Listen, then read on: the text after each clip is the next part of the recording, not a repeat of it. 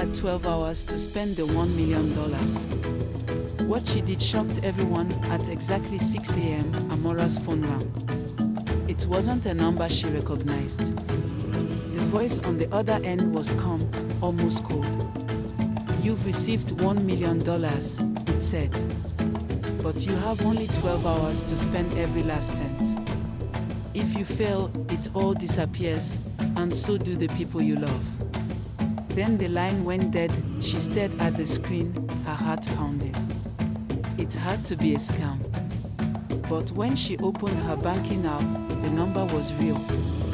Over 1.5 billion naira sat in a brand new account. And below it, a digital countdown, already ticking down from 12:00:00. Amara wasn't rich. She lived in a one-room apartment with thin walls and thinner hope. Her mother had been on dialysis for 2 years. Her younger brother had dropped out of university after 3 semesters. Debt, hunger, and fear had defined their lives for far too long. But now, she had a chance. Not to escape, but to make everything right. She didn't waste a second. By 7:30 a.m., she was at the city hospital. No more waiting list. No more papers marked unpaid. Her mother was moved into a private room, scheduled for transplant, with round-the-clock care. Nurses stared in disbelief. It felt like a dream. By 8:30 a.m., she was at the orphanage she grew up in, a crumbling building tucked behind a rusted gate.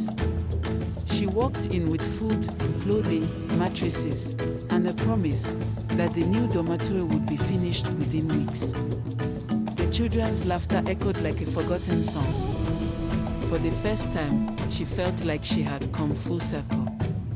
At 10:45 a.m., Amara stepped onto the campus of her old university. She went straight to administration and paid off the fees of 50 students who, like her, had almost given up. There were no press cameras, no announcements, just quiet relief and future dreams restored.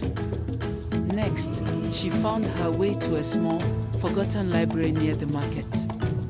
Its windows were broken, the shelves empty, the power long disconnected. With a few calls and a chunk of cash, it was reborn, fitted with solar panels, fresh books, working computers, and space for students to think, create, and believe again. By 3 p.m., Amara walked through the heart of the city holding something unexpected: flowers. Bouquets of roses, sunflowers, and hibiscus blooms she bought from a roadside vendor. She handed them out on sidewalks and inside shops. To elders, to vendors, to exhausted taxi drivers. People smiled, laughed, and some even cried. In a city hardened by struggle, she had gifted something rare, a moment of softness. As the sun began to fall, she checked the clock. 1 hour left. 50,000 Nigerian nairas remaining. She knew exactly where to go. She arrived at a crumbling concrete apartment on the edge of the slum, home to her old neighbor, Mama Ada. The woman's paralyzed son hadn't walked in years, and the two faced eviction by the end of the week. Amara knocked gently, and when the door opened, she placed the envelope in Mama Ada's hand. "It's not a miracle," she said. "It's just what was right." At 6 p.m., on the dot, the bank app refreshed. The account disappeared. The number returned to 0. No one called her. There was no congratulations. No big reward. But as she sat on her balcony, watching the lights of the city flicker on, she didn't feel poor.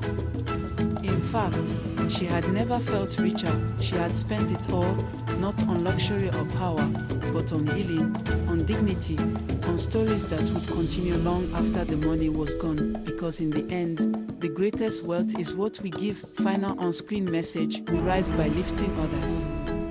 What would you do if you had 12 hours?